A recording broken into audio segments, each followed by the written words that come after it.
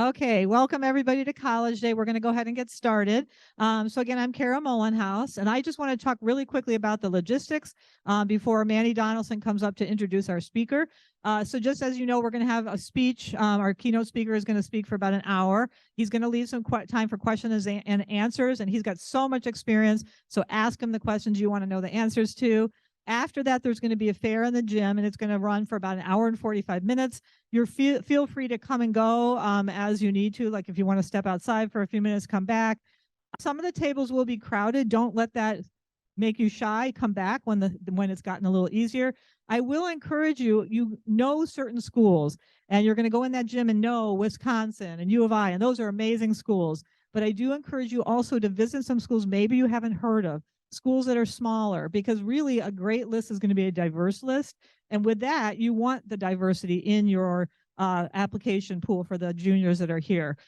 So with that, just be open-minded is what I would say. After the fair at noon, we will have 2 sessions. So from 12 to 12:30 and then 12:35 to 1:05, we will have about 17 colleges presenting individually, although we have 2 panels, so those 2 won't be individual. We have a small college panel and we have an international school panel. And this is the first year we've done those. So I would love to see some attendance at those because I know some of the bigger schools will draw you.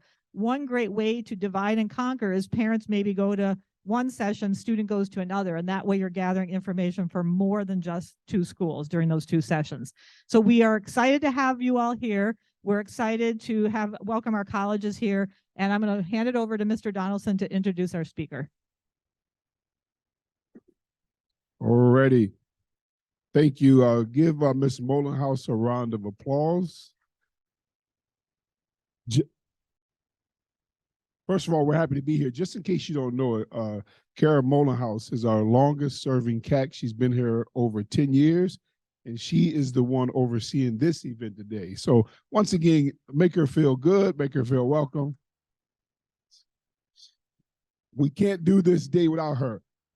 So Rick Bischoff is the Vice President for Enrollment Management at Case Western University. He's been there since 2009. Now, Rick asked me to keep it short, and I'll do that. We have a bio for him, but I think in his remarks, he'll tell you a little bit about his responsibility.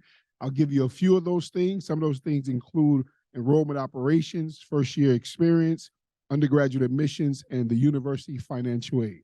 Without further ado, I want you to put your hands together for Rick.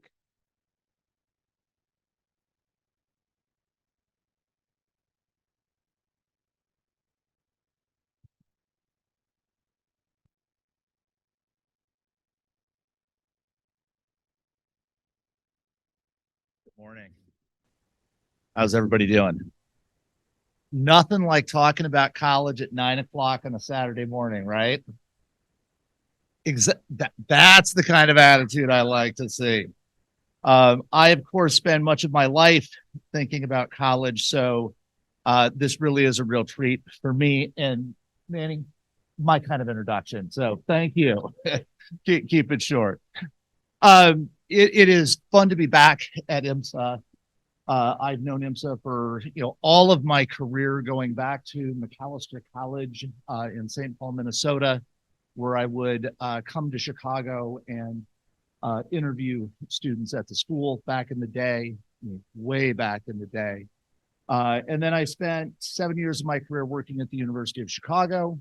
We might have seen an IMSA student or 2 during my time there.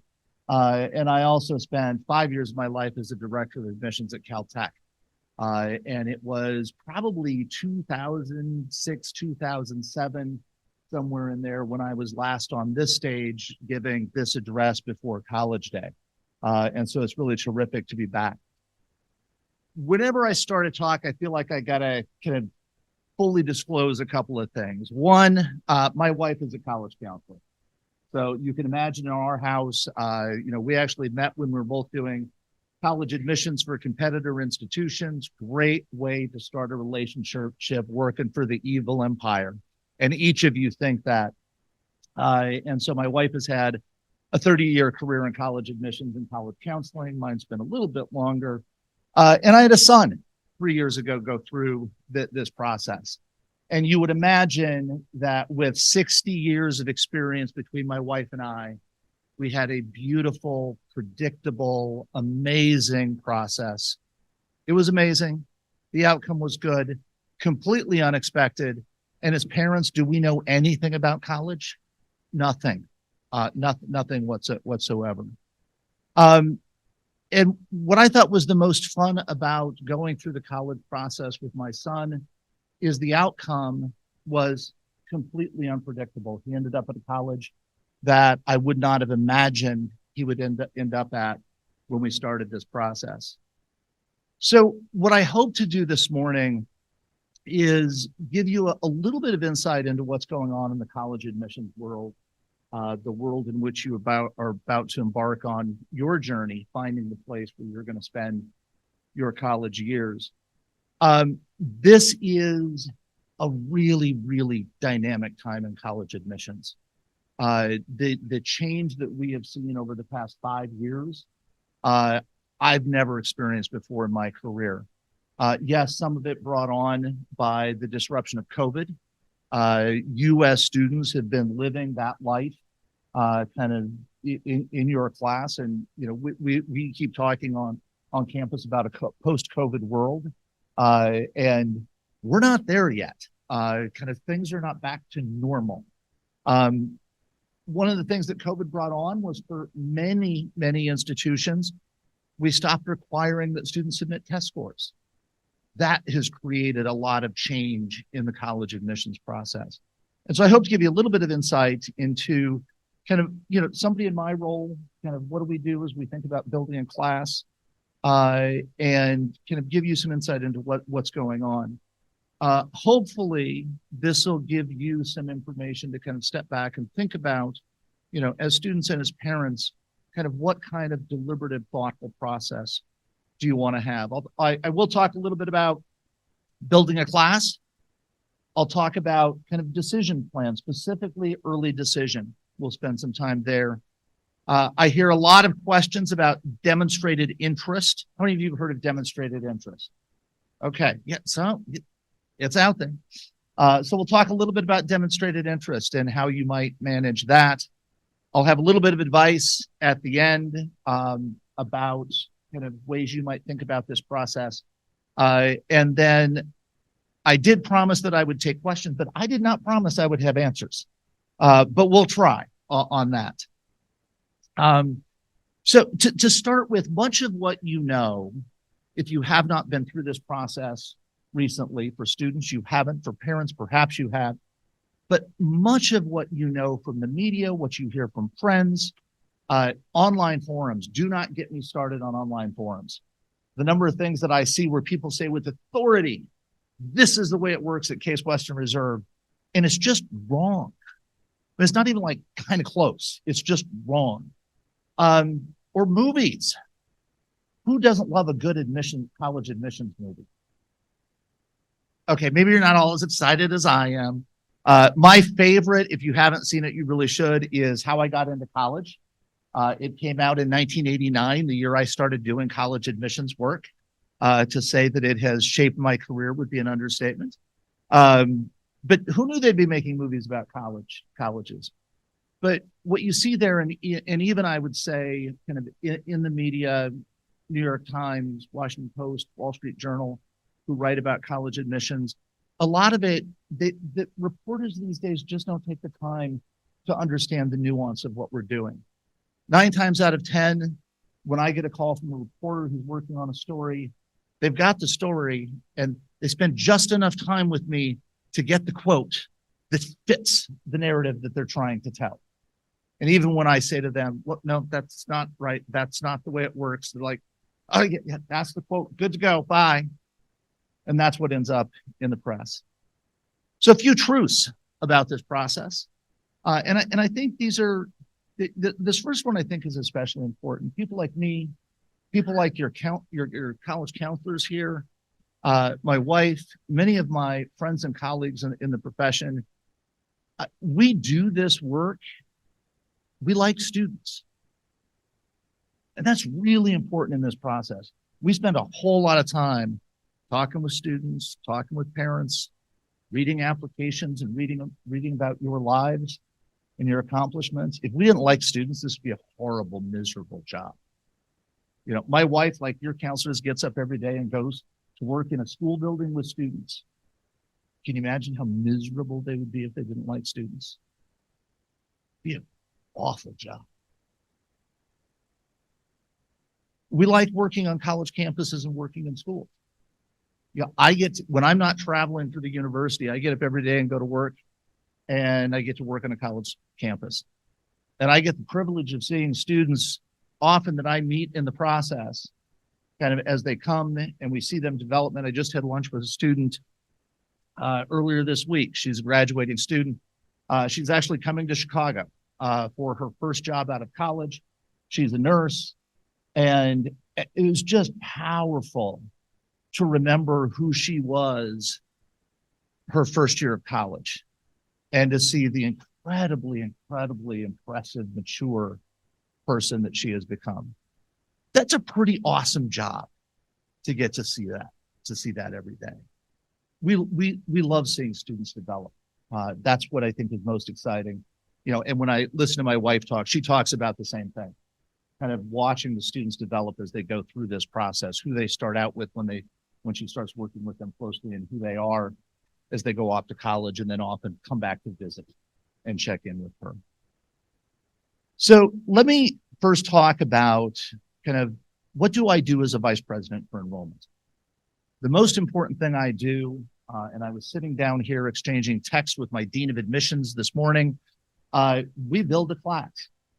We have a charge that comes from the president and the board of trustees. I need to bring in a class of 1,550 first-year students who will start on campus in the fall. And if I don't do that, it's very bad. And they don't want, 1,575, because the housing office gets a little irritated when they've got to find room for 25 students they don't have room for. I think they're unreasonable, but that's just me. And it can't be a class of 1,500 because then we have empty beds on campus. We have tuition revenue that's not coming in. It has a serious impact on the university. And every year I get evaluated. Every year the president gets evaluated. For the president, every place that I've worked, for the president, kind of that entering class has been something that the board of trustees are focused on and evaluating the president on their ability to hire somebody who can bring in that class. And there are metrics. We love talking about metrics these days. There are concrete metrics. But right now, some of you are looking at me and going, why does all of this matter? Well, it matters because the decisions that we make and admissions decisions that we make all are driven by bringing in that class and the class that we need to bring in. And it's a lot of these things that I'm going to talk to you about that make it somehow seem irrational and random. How many of you juniors here, decisions came out, final round of decisions a few weeks ago for the seniors. How many of you think it makes complete sense? I don't see a single hand. 20 years ago, I would have had half the room with their hands up because they would have said, oh yeah, where students get in and don't get in, it makes complete sense. These days, it does not. So there are concrete things that I must do in delivering class to the university. We have 4 schools that have undergraduates: a business school, a nursing school, College of Arts and Sciences, and an engineering school. And each of those deans has an expectation as to how many new students they are going to have in their school. And it is their expectation that I will meet those needs. Even within schools, we have to balance majors. Virtually every university that I know that has a computer science major says, oh dear, no more computer science applications. We're good. Because most of us could fill the number of computer science seats that we have in classrooms 3 times over and have no diminishment of academic quality. Because for some reason, y'all want to do a lot of computer science these days. nervous laughter from the computer scientist in the room. So, in my case, and this varies from campus to campus as to what the challenges are, computer science is going to be almost everywhere. Biomedical engineering on my campus is seriously constrained. And anybody who is going to be sitting in a biology classroom in the fall, and that includes students who are pre-med. Those are the most competitive places in our applicant pool. Classics, on the other hand, how many classics majors are there in the room? I keep trying. Classics majors, on the other hand, we have fewer of. And so admissions decisions won't make sense because we'll take every classics major who we think is going to be successful. And I've got 3 computer science majors for every seat I have in the class. It seems random, but from where I sit, it is completely rational. The university might have geographic constraints. They might want fewer home state students and more California students, more students from Texas. Oh gosh, if you can find a student from Wyoming, that's amazing if you can do that, because that's not a gimme every year. Some institutions might want more home state students. Do we tell you this? When you come to my campus and do an information session, our admissions counselors don't say, oh, here are the enrollment priorities for the year. We did that behind closed doors. That's for the family. I need artists and dancers and actors and musicians because I have faculty who teach in those areas who want students in those classrooms. We have an athletic program. Even in a Division III athletic program, we need athletes competing because we've got coaches who expect to coach. Gender might be an issue. Boy, the liberal arts colleges, they have lots and lots and lots of women. And so for young men, liberal arts colleges might be a little bit more generous. On my campus, my engineering dean would love to see more women. And if I hear one more time from the nursing dean about how she'd really love more male nurses, they're out there, but they're fewer. Diversity of all kinds. It's one of the great things about going to college is you get to go and you get to meet people who come from different backgrounds and different experiences than you do. And so most of us are thinking very broadly. I want students from small towns. I want students from urban centers. I want students from around the world because it makes for a really cool and exciting place to be. I might have a president or a board who's obsessed with test scores. If my president or board is obsessed with test scores, guess what I'm obsessed with? I'm going to really love test scores because I like my job and I want to hit those metrics and make people happy. I might have a board, and I will tell you when I meet with the finance committee and I show the slide with test scores, they're like, ooh, they love those test scores. Bunch of finance people and all they do is count. I might have GPAs. I might have a president who says, gee, I want that average entering GPA to be a 10th of a point higher. That's going to determine admissions decisions. And then there's revenue. I've got to make sure that I'm bringing in enough revenue to keep the university functioning. Then there are abstract things that we are thinking about, and we really are thinking about these things as we make admissions decisions. We want interesting people. To those of you who are sophomores in the room, I would say, you ought to think about, am I interesting and what are the kinds of things that I would do to become interesting? That'll also make for a richer high school experience if you do that. We need students who are going to be good roommates. Do we really think about that? Yeah, we do. With every applicant, it's this student is going to be somebody's roommate. How do we feel about that? We need community builders, particularly places like us that are residential campuses. They come, they live, they work together. And so we need community builders. Students who are kind. And I know you're going, oh, come on.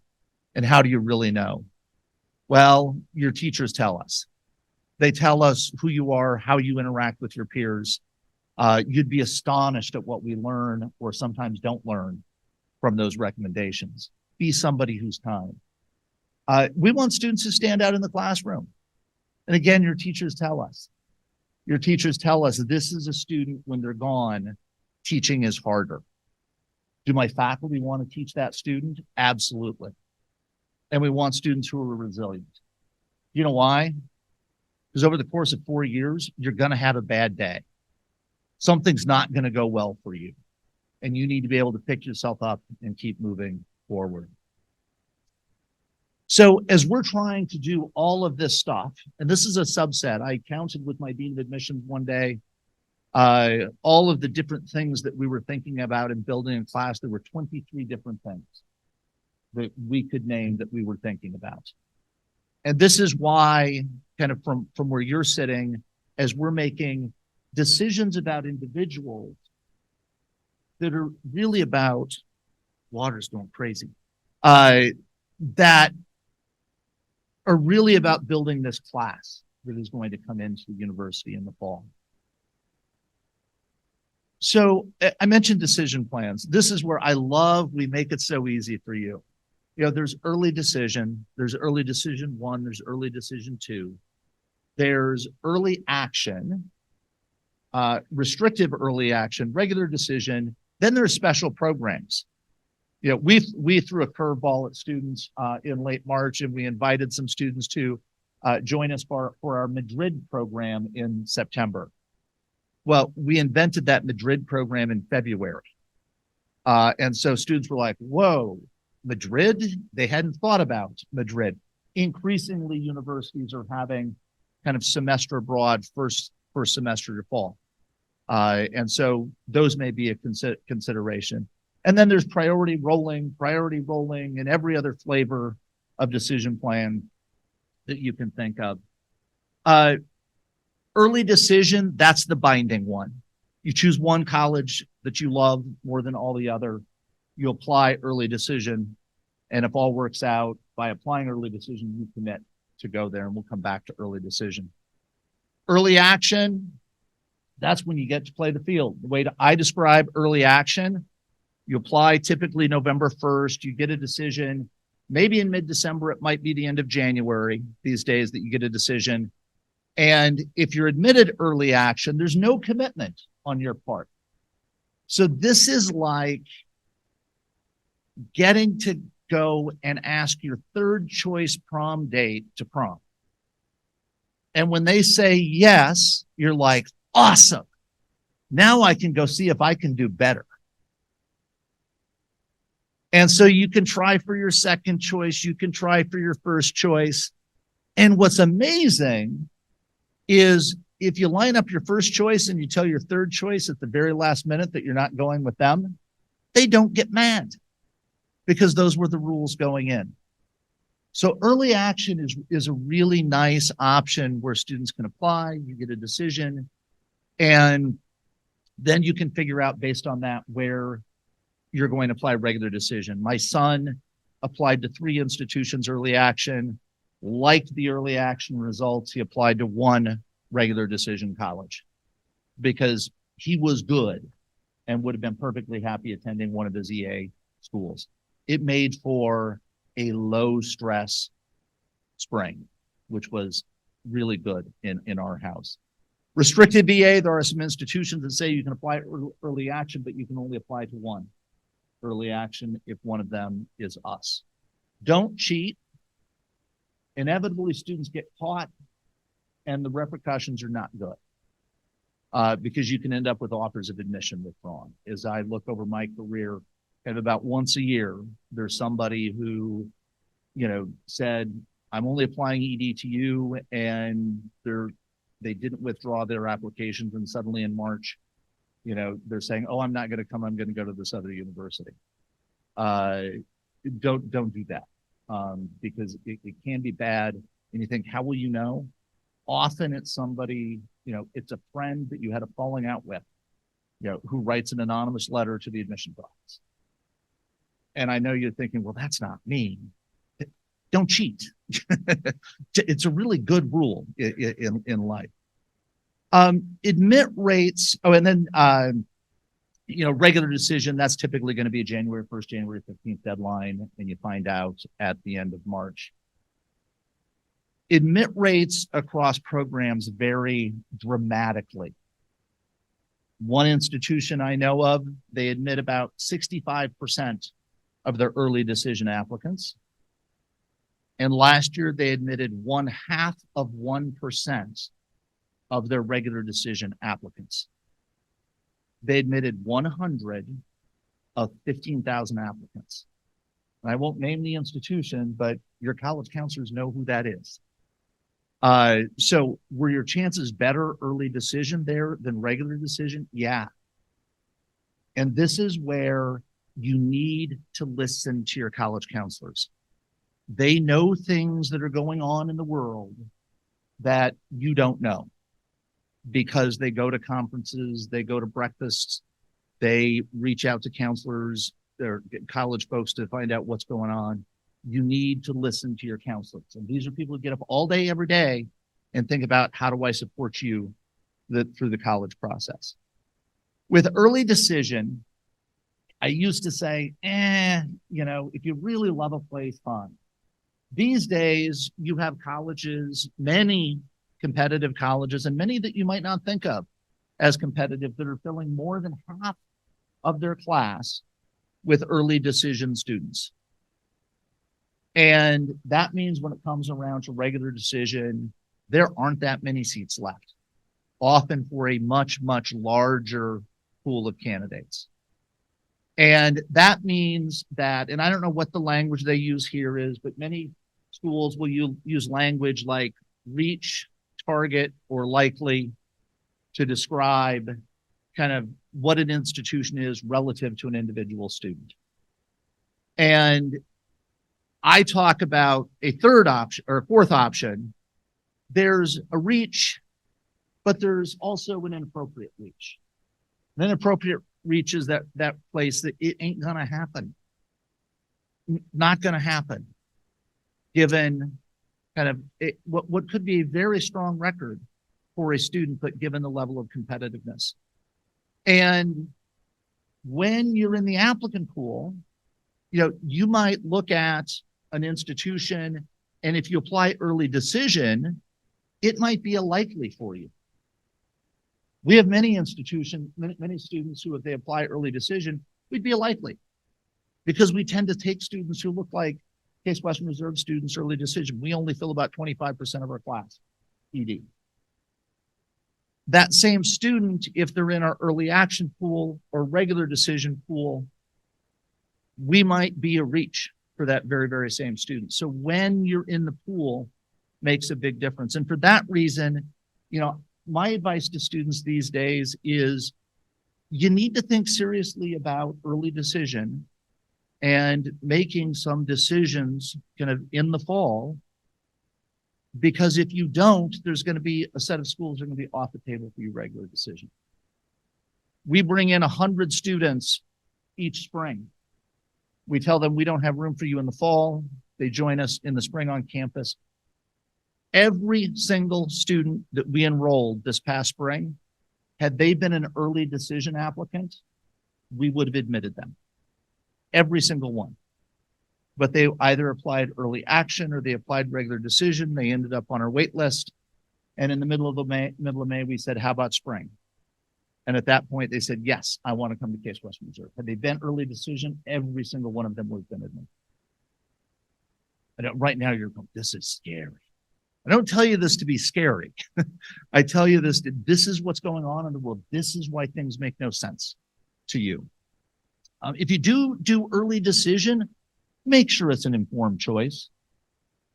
Once upon a time, many years ago, I had a call from a student who said, gee, I've been admitted early decision to a very fine university, and I just realized they don't do anthropology, which is what I want to major in. Ouch. To which I said, contact the other university, get a letter saying that you are released from your early decision agreement, and then yes, we will consider your application. You don't want to be that student. Demonstrated interest. Why do we care? We love students who love us. Who likes to be loved in this room? Oh, come on. We all like to be loved. Come on. We like students who really love us. It's good from a community perspective to have a group of students who are really excited about being there. But it's also the case, and again, this gets back to metrics, if I have a president who is obsessed with either the admit rate or with the yield, the percentage of students offered admission who enroll, I have amazing data. I have amazing data. We're not quite Expedia or Southwest Airlines or Amazon, but we're pretty close. We know if you're opening our emails. Really easy for me to see. If you're opening our emails, if you're clicking on a link in an email, we know where you are. We're tracking, of course, campus visits. If we come and visit your school or we do a hotel session near you, we have all of that data. And yes, we even have data available to us if you're coming to our website and where you're going on our website. Yeah. And now I can take somebody who's really smart, who builds econometric models, and I can say, here's 3 years of past data. Build me a model that will predict for this next year's students who's most likely to enroll. And then I can incorporate that into admissions decisions. And so from your perspective, what's really important is you need to engage with all of the colleges that you're looking at. And we see this, we are an institution to this point. I don't have a president obsessed with admit rate and yield. He's obsessed with enrolling the right students. It's a wonderful place to work. But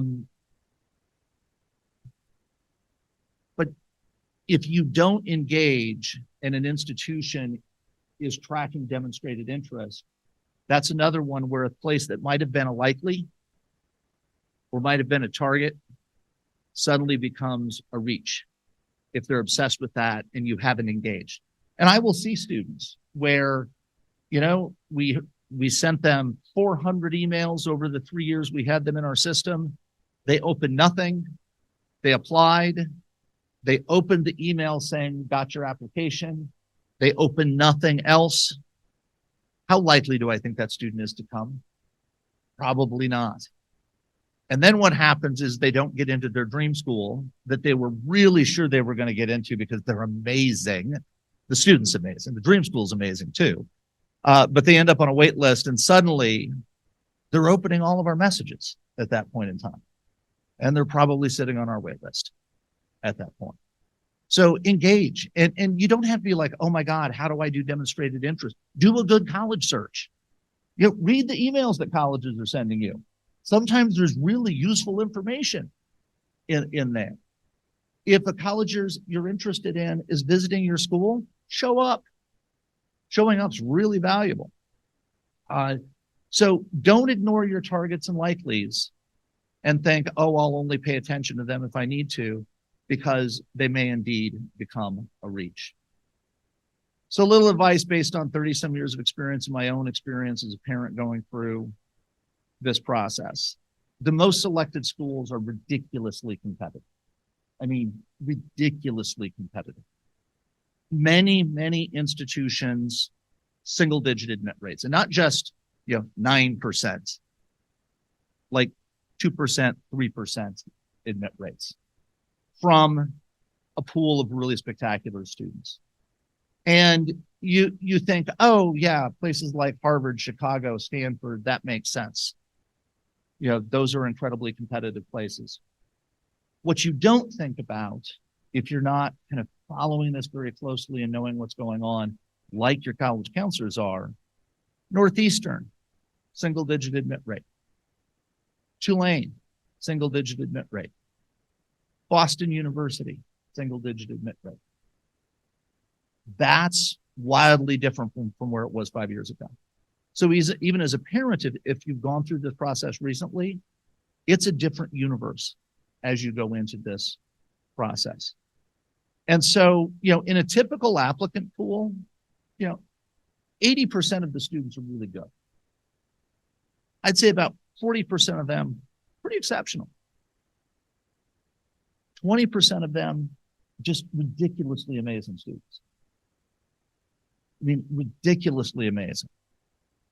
And this, again, we go back to this kind of ED, RD.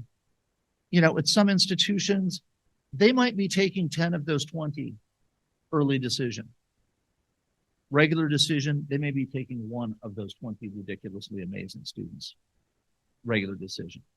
So this is where working with your counselor, having a plan, building that diverse list of schools is really important. For families, it's really important as you sit down and talk about this process and you make a plan for how you're going to approach it, you understand a couple of things. For students, this is not a validation of your value as a person.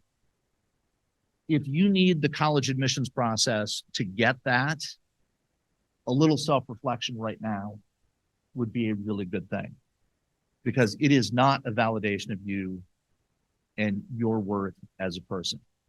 For the parents, and really pay attention, parents, because I cannot tell you how many times I have conversations with parents, and it's very clear that the parents' sense of self-esteem is wrapped up in where their kid goes to college. And I'm like, this is nuts. The proudest moment for me when I was visiting colleges with my son, we visited a particular college. Well, I'll tell you which one it was. It was McAllister College in St. Paul, Minnesota, my alma mater. And, you know, he started his process looking for a medium-sized university in a city with a business program that was not religiously affiliated. That becomes a very short list really fast. And so, of course, on his first trip, they visited Dickinson College in Carlisle, Pennsylvania, a prototypical small town liberal arts college, and Villanova, because we wanted to visit things that he wasn't looking for to kind of give him some experience. There were things about Dickinson he really liked. And so we thought, okay, you're kind of a progressive kid. You want to be in a city. McAllister might be a good fit for you. We spent a lovely Saturday morning there. He got in the car and looked at me and said, no. And I was like, are you kidding? It was amazing. It was the best information session we did. It was the best campus tour that we did. That may be why I went there so many years ago. And it kind of it made me feel warm and fuzzy all over. And he was just like, no, not happening. So a little while later, I'm like, well, you know, are you sure? You know, it's the most selective, kind of highest ranked school that we've looked at. And, you know, as an early decision candidate, you'd be competitive there. Oh my word, did he unload on me? Why would I care about things like that? I mean, just unloaded on me. And as a parent, you're like, yes, you know, I've done good, that this is not what he is thinking about. There's some key questions you need to ask as you go through this process. How much is this process going to dominate your life? And for parents and for students, I would say it should be a teeny, tiny bit of your life. For students, I hope your life is rich enough, kind of without the college process, that you want to continue to prioritize those things in your life. What role is standardized testing going to play in your life? I see students still who are taking an ACT or an SAT 7 times. And, you know, in 99% of the cases, there's 4th, 5th, 6th, 7th time taking that test. The scores are no different than the first 3 times they took the test. And I just think, man, the things you could have done with your life if you weren't prepping for that damn test. My son took the test twice, March and June of his junior year of high school, and was done. And it was the perfect amount of testing. How public are you going to be with this process? My advice, don't be. In our family, this was a family process. And it was fun going out to dinner with friends, and they'd say, oh, you know, where's your son looking at college? And I'd say, oh, some really great colleges. Oh, you know, which really great colleges? Oh, just the very best. And it would take them a while to figure out, they're not talking about this. It's like, no, we're not, because this is not our news to share. And we had a conversation with our son about it, and he opted not to share it with his friends either until he knew where he was going to go. And for parents, you've got to really think, is it worth the fight? My son made some really stupid decisions going through this process. Would not look at any college in California. Like, that's dumb. There are lots of great colleges in California. Did we have a fight about it? No, because you know what? He still had lots of other great colleges that he could look at. And so kind of at each point, it was like, is this worth it? No. And the thing that drove us through the process, and this is advice that I've given parents for most of my career, is the single most important thing as you go through this process. Because for students, this feels like the most important thing you've done thus far in your life. And as a family, the single most important thing is that you come out the other side of this process with a great relationship with your child. Because these years are where you're going to form that foundation for the adult relationship you're going to have with your child. And that's way more important than where they go to college. Way more important. A few other pieces of advice. Listen to your counselor. I've said this again. Sometimes they will have bad news to deliver to you, and they will tell you things that you don't want to hear. They do this because they care about you and they care about this process for you. And they're giving you their best advice. And I would advise you to heed that advice because you'll end up with a better process. Most important things for students to do right now in this process, get some sleep. I tell you, you're not getting enough sleep. And we see it on our campuses, the mental health challenges that students are having. And a lot of it goes back to students are just not getting enough sleep. My life when I was your age was way simpler. My advice to students is turn that phone off and put it on the other side of the room. So you're not tempted when you wake up in the middle of the night to kind of look at that phone to see what's happened while you've been sleeping. The most successful college students I've known across 4 institutions, when I asked them, what time do you go to bed at night? Their answer was like, about 11. When do you get up? 6:37.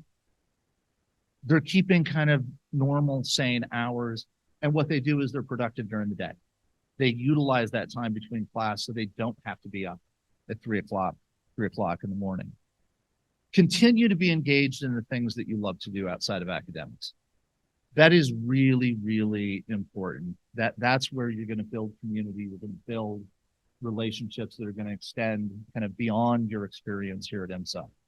And those are good habits to get into now as you go off to college, and you should do the same thing. And finally, when it comes to your coursework, take the appropriate level of challenge.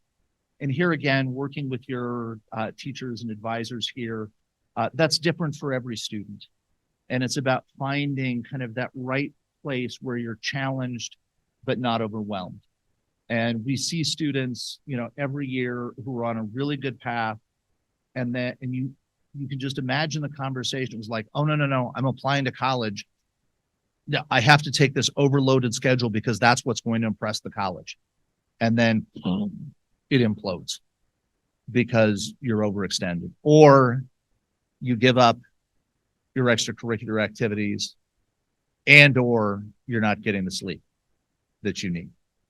In our house, sleep was number one with my son. Given what my wife and I see every day working with young people, it was a crazy house. When he was a sophomore and a freshman in high school, his bedtime was 9:30.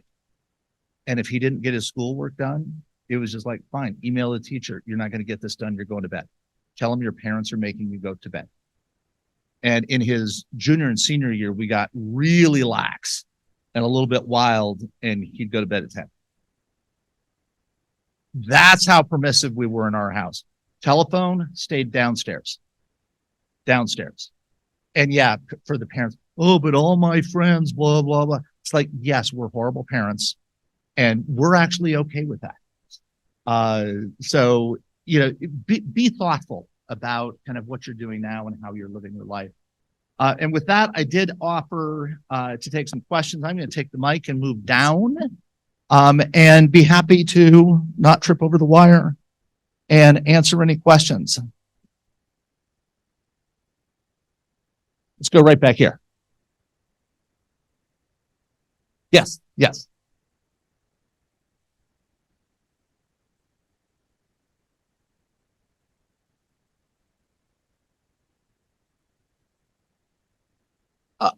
So you're not quite ready to make that ED commitment.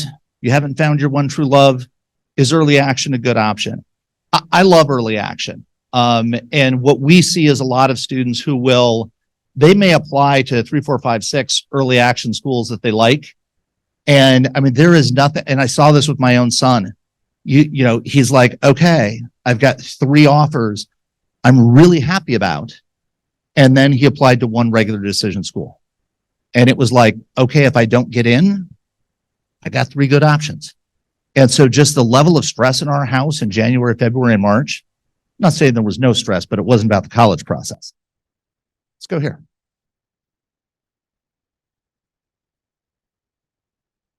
How much weight do colleges give to early action? So all of you I'm going to give you a little bit of training on how to be a really great college admissions staff member.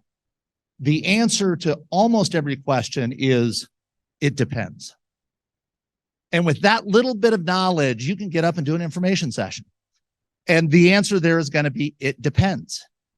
In our process, we get half of our applications early action.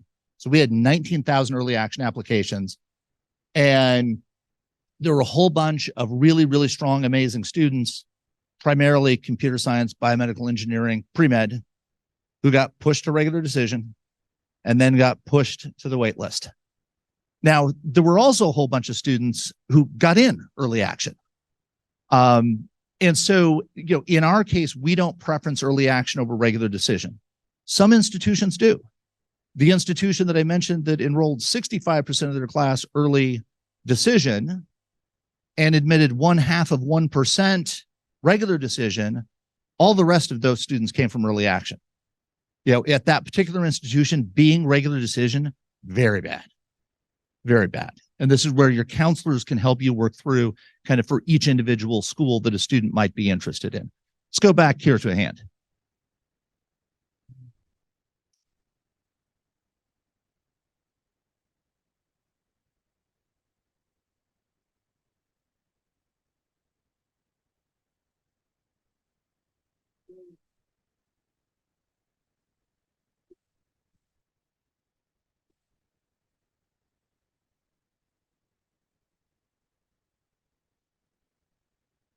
That is such a silly question. Everybody says, oh, that's a great question. You do not understand how slow universities are. We have all of these faculty that are tenured faculty. And so it's, quite honestly, it's really hard for us to kind of shift kind of from one thing to another. And, you know, it's an area where, you know, you're 100% correct. I mean, sitting from the outside, like, this is not a hard problem, build capacity. From within universities, which are designed to move very, very slowly. I'll give you an example of how slowly. We are instituting a new set of general education requirements this fall. It took us 8 years to do this. 8 years. If it were up to me, we'd do it in about 3 weeks. It's not that hard. But when you've got faculty, when you've got tenure, you can't just suddenly add, you know, let's add 20 more faculty in computer science because you don't have the room for it. And then when you're in a residential community, building new dorms is hard. You may not have the physical space to build new dorms. And so that's why we're slow. There's far more students in computer science, as an example, than there are seats at universities. And even when we have expanded, and we have, not nearly the pace to which the demand has increased. And what we see today is very different than what we saw 10 years ago. You know, we were seeing less interest 10 years ago than we are today. And I was just kidding. That's a very good question.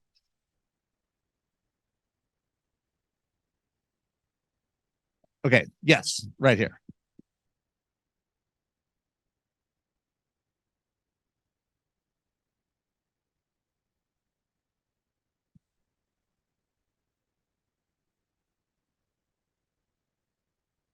How much do colleges care about weighted versus unweighted GPAs?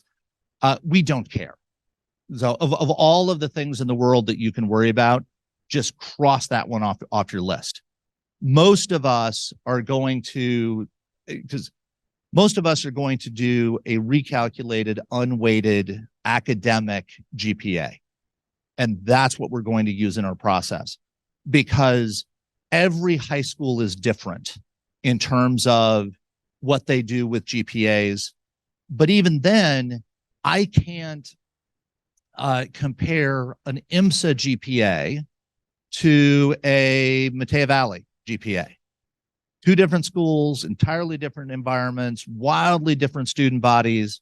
So we're only looking, when we're looking at kind of the grades, curriculum, we're only looking at that within the context of IMSA and understanding what the experience is here. So don't worry. I mean, students get obsessed. You know, I get this question a lot. Don't worry about it. You're not going to be punished for IMSA not having weighted GPAs. We don't care. Let's go right back there.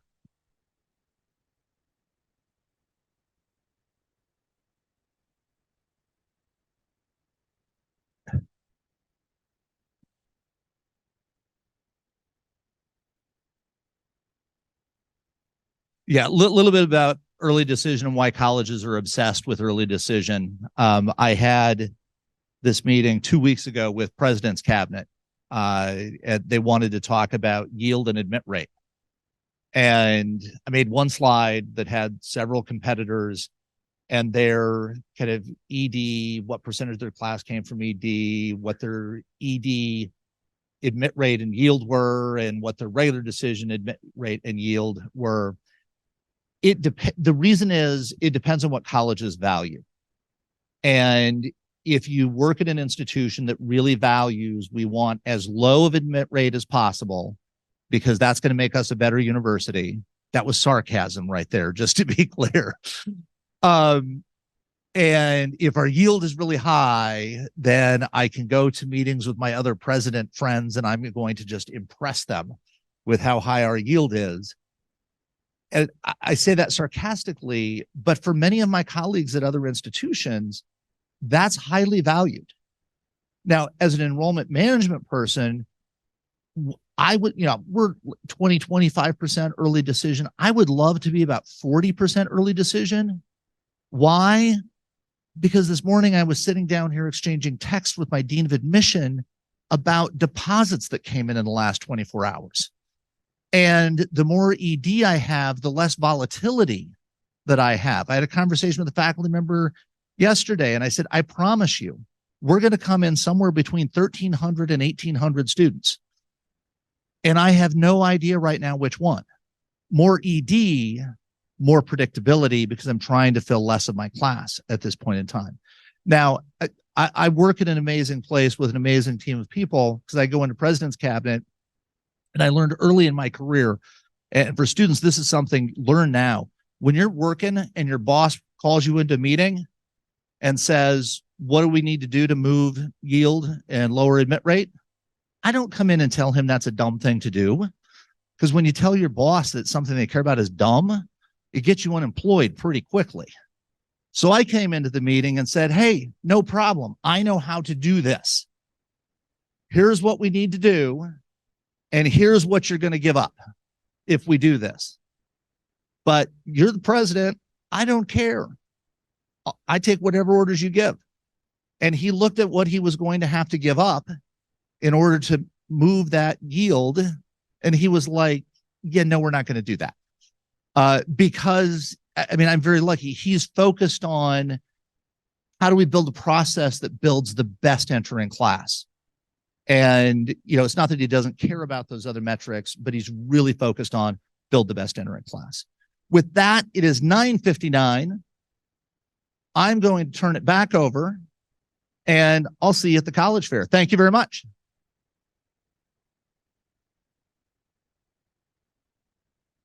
Thank you so much, Rick. You did a great job. It was very helpful information. Reiterates what we're trying to do in the CAC office. And so we really appreciate that he flew here to come talk to you guys, because I think he's headed to California after this, I believe, but he will be at his Case Western table. So you still have a chance to ask more questions, because he's also doing a session after the fair. So you're welcome to attend one of those 2 sessions. Now we're going to be going into the college fair, and you should have a map. You should have instructions. We will announce in the gym when that is over for the individual sessions. There is also food down there for, I think it's $6. If you have cash, you can get 2 food items and a drink, and we will see you over there.